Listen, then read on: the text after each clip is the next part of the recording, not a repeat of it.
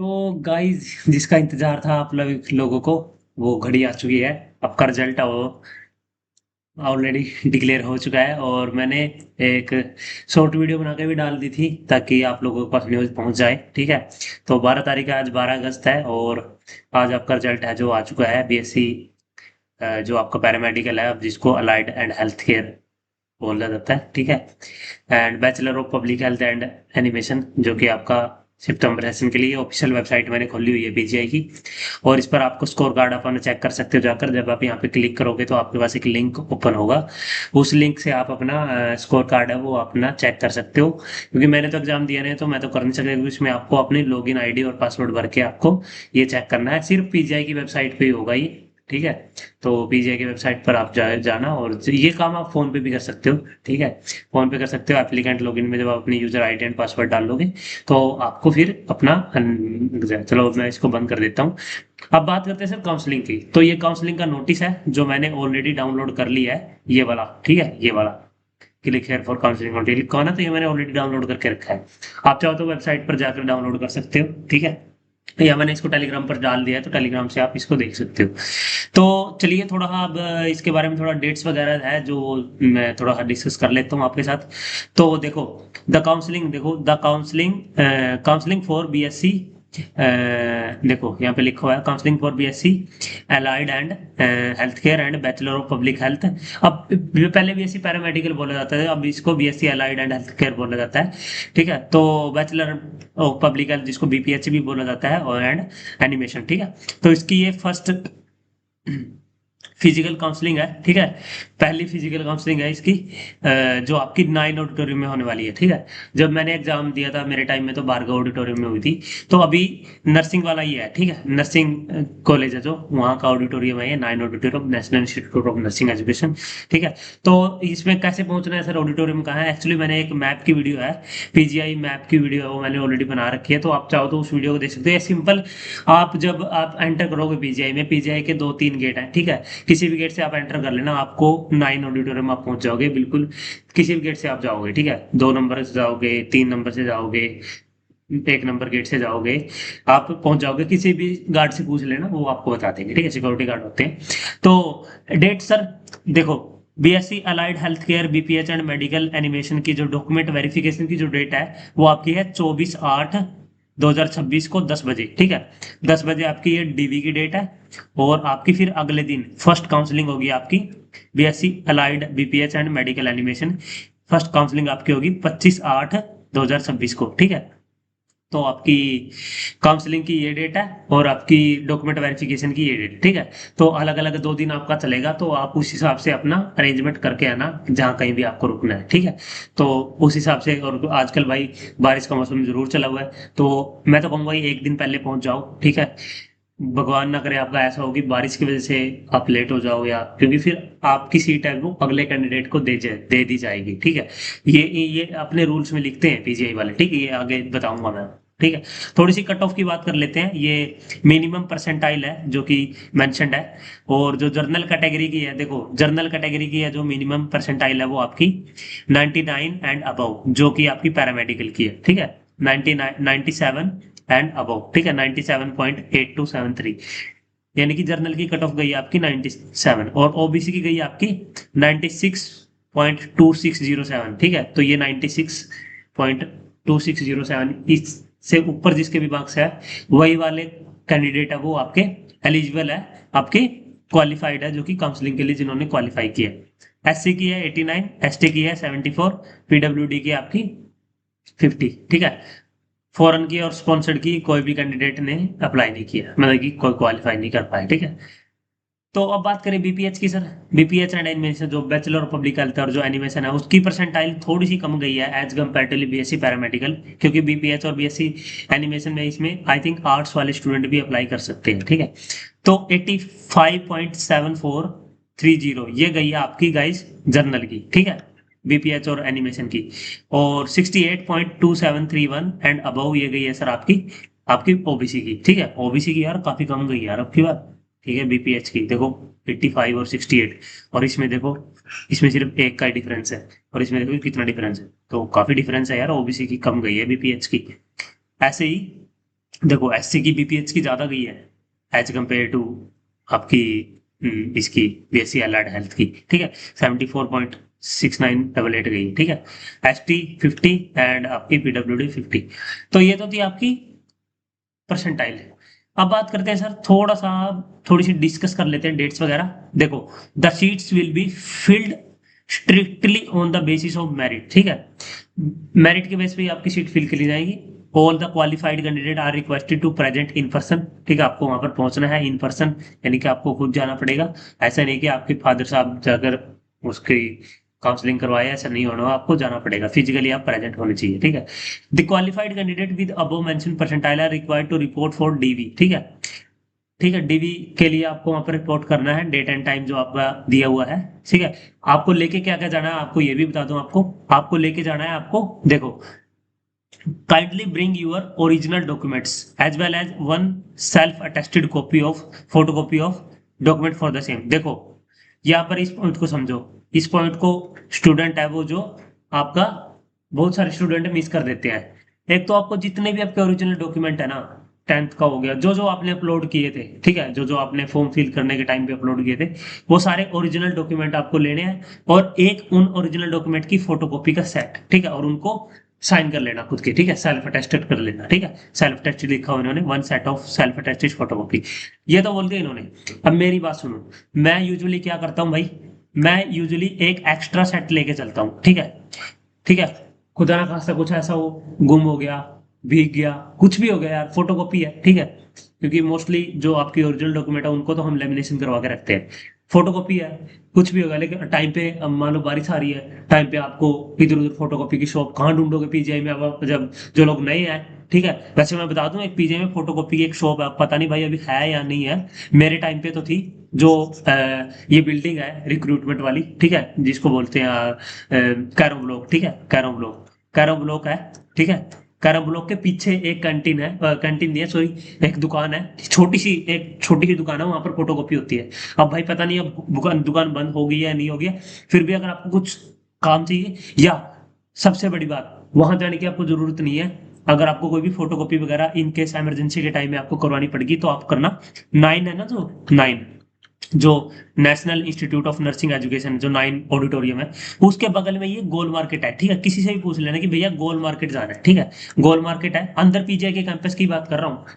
I think 5 minute की दूरी पर है, जो आपका जो 5-10 मिनट की दूरी, 10 मिनट की दूरी पर, अगर आप पैदल चल के जाओगे तो आपको 10 से 15 मिनट लगेंगे वहां पे जाने में, ठीक है। 10 से 15 मिनट की दूरी पर आपका गोल मार्केट है। तो गोल मार्केट में बहुत सारी फोटोकॉपीज की शॉप है, वहां जाकर आप फोटोकॉपी करवा लेना, कहीं बाहर मत भटकना भाई, ठीक है, बाहर मत भटकना। और मैं तो कहता हूँ सारा का सारा अपना जो भी फोटोज है, फोटोकॉपी है, सारा के सारे सेट बना के पहले ही लेके जाना। मेरी तो यही स्ट्रैटेजी रहती है भाई, ठीक है, मेरी यही स्ट्रैटेजी रहती है। मेरे घर वाले इस मामले में बहुत ज्यादा स्ट्रिक्ट थे, तो मैं तो शुरू से ही अवेयर रहा हूँ चीजों के बारे में, कि पहले अपना जो जो सामान लेके जाना पहले ही तैयार करके रख लो, क्योंकि भाई बाद में पता नहीं क्या हो जाए, ठीक है। मेरे साथ एक बार ऐसे हुआ था, एक एग्जाम के लिए जाना था मेरे को, और बारिश आ रही थी, और अटेस्टेशन की काफी जरूरत पड़ गई थी, तो बहुत वो हो गया था। तो हालांकि काम हो गया था, एग्जाम मैंने दे दिया था, ठीक है, लेकिन क्या फायदा फिर उसका, इतना ज्यादा तंग होने के बाद मैंने दिया, हालांकि काम तो हो गया था। तो मेरी ये मानने की कि इन्हीं दिनों में बारिश का मौसम चला हुआ है, तो ऐसा हो सकता है कि उस दिन आपकी बारिश आ रही है और फिर आप फंस जाओ कहीं ना कहीं, तो बेटर है कि आप पहले से ही अपना प्रिपेयर होके जाओ। देखो, candidate for BSc allied and BPH and BSc medical animation will be required to seated in auditorium by 9, यानी कि 9 बजे आपको वहां पे प्रेजेंट होना गाइज। 9 बजे का इन्होंने टाइम दिया, तो मैं कहता हूँ 1 घंटा पहले जाके वहां पे वेट करना शुरू कर दो भाई। 24 तारीख को 24/8, ठीक है, 24/8 की इन्होंने आपको डेट दी है, तो 24 तारीख को पहले आपकी डीवी होगी, पहले आपकी डॉक्यूमेंट वेरिफिकेशन होगी, और उसके बाद फिर आपकी काउंसलिंग होगी 25 तारीख को, 25/8/2026 को, ठीक है। तो ये आपका शेड्यूल है गाइस, इसको नोट कर लो।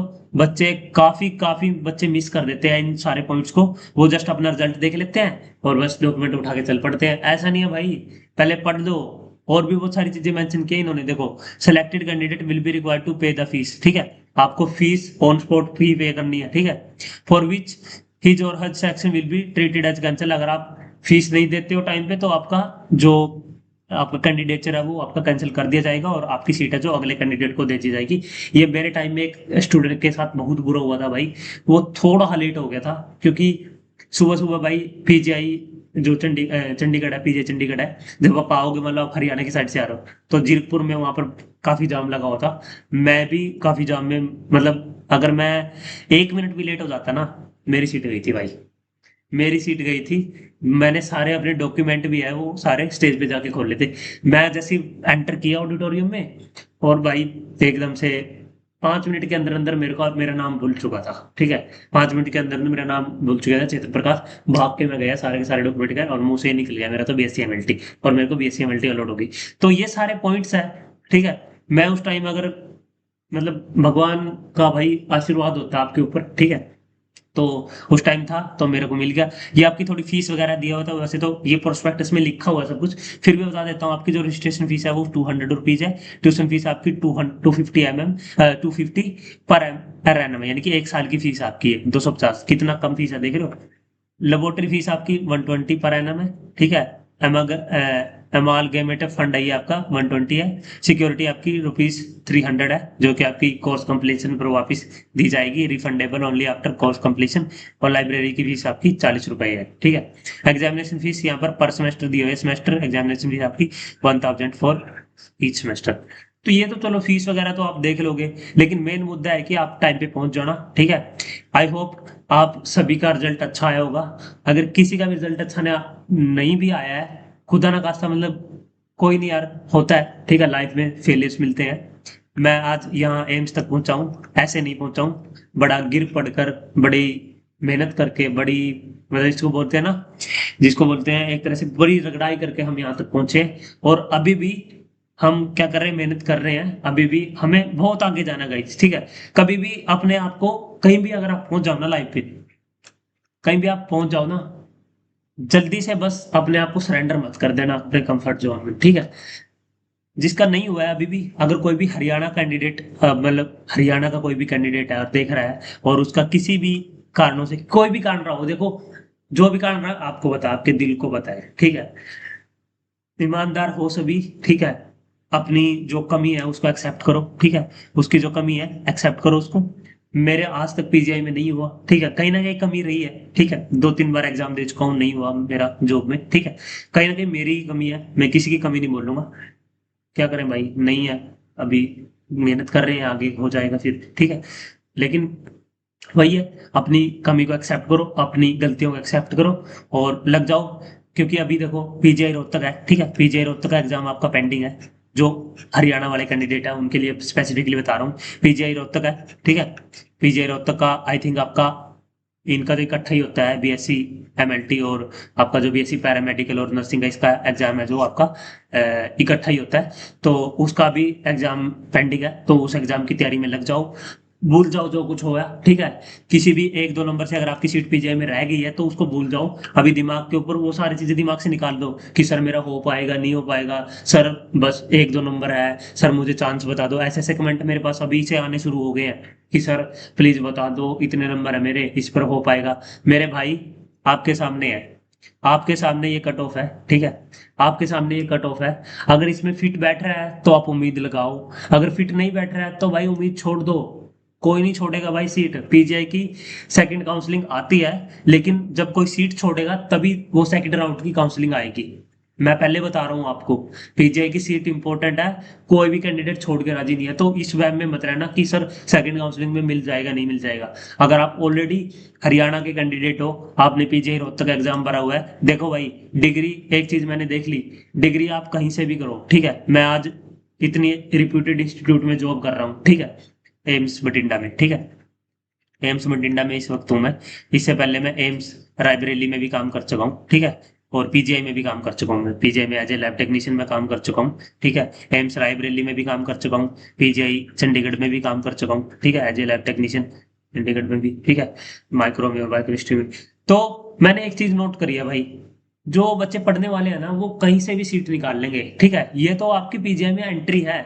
अभी जब आप डिग्री करके निकलोगे, ठीक है, आप किसी भी कॉलेज से डिग्री करके निकलो, पीजीआई रोहतक से डिग्री करके निकलो, कई सारे कैंडिडेट हमारे पास आते हैं पढ़ने वाले। कोई इम्फाल से आया हुआ है, ठीक है, कोई भाई आपका श्रीनगर से आया हुआ है, कोई आपका हिमाचल से आया हुआ है। तो वो सारे कैंडिडेट मतलब बड़ी बड़ी रिप्यूटेड जगह पे, आजकल तो एम्स का भी सीआरई होने लगा है।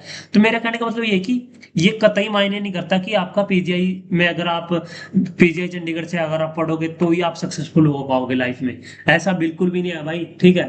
पहले बता दूं, अगर किसी भी कारणवश नहीं भी हुआ है ना, तो कहीं से भी डिग्री करो, लेकिन मेहनत लगाओ, अपनी जी जान लगाओ। हाँ, जिसका पीजीआई में हुआ है उनको मैं फिर से कंग्रेचुलेशन बोलूंगा, फिर से ऑल द वेरी बेस्ट बोलूंगा, क्योंकि भाई पीजीआई की सीट है, आसान बात नहीं है पीजीआई में एडमिशन लेना, क्योंकि मैं खुद पीजीआई का स्टूडेंट हूँ, मुझे पता है, ठीक है, एग्जाम की कि कितना वहां पर प्रेशर होता है एग्जाम का, ठीक है।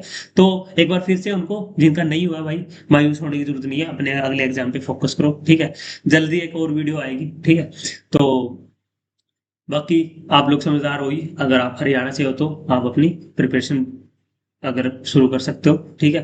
अपने आपने ऑलरेडी आपने प्रिपेयर तो कर ही लिया होगा, नीट की प्रिपरेशन आपने करी होगी, बस जस्ट रिवीजन करना है।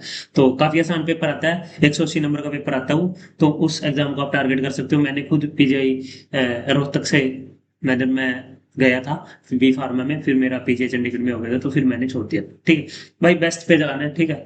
तो क्या करें, बेस्ट पे जाना है तो बेस्ट के लिए प्रिपेयर करो। अब अगर मैं ऐसे ही सोच के बैठ जाता कि यार ठीक है पीजीआई में हो गया है, भी फार्मेसी कर लेते हैं, पीजीआई चंडीगढ़ का एग्जाम, तो मैंने भाई फार्मेसी में मैंने एनरोलमेंट ले ली थी। उसके बाद उसके बाद मैंने 1 महीना काम किया फार्मेसी में, नए नए गए थे सभी बच्चे जितने भी मेरे साथ गए हुए थे, सभी इंजॉय कर रहे थे, नई नई कॉलेज लाइफ थी, और मैं क्या कर रहा था, बैठ के पढ़ रहा था। फिर मेरा हो गया सिलेक्शन ना पीजीआई में, पीजीआई चंडीगढ़ से पास आउट हुआ फिर मैं, ठीक है। पीजीआई में सिलेक्शन हुआ, बी फार्मेसी की फिर मैंने छोड़ दी, ठीक है।